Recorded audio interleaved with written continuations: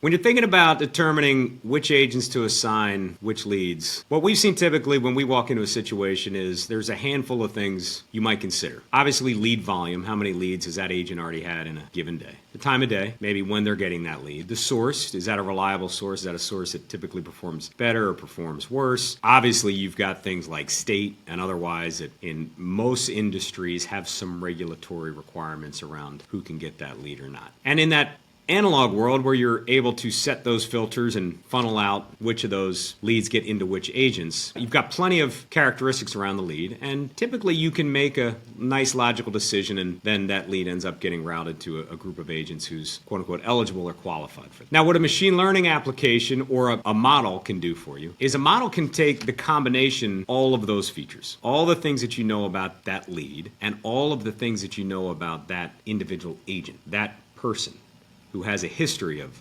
3, 6, 12, 24 months of performance on similar types of leads. You can now use that model to make an assignment today based on what that agent has done over the last 3, 6, 12 months. And the model does that calculation for you. It makes that prediction for you. And you can simply add that to your existing logic if you have obviously regulatory requirements around state licensing and those types of things. Or if you have some sources and you want to keep certain sources to certain groups, you can do that as well. And then overlay on top of that the recommendation for, okay, great, I know that I can only give this type of lead to this person. And now within that, which of that remaining population is going to give my organization the best chance, and that particular sales agent the best chance to convert a particular lead. So you're not stuck with making that decision up front based on singular criteria. Instead, you benefit from all of the lead characteristics and all of the agent profile history to make a recommendation that will generate significantly positive results in your overall business.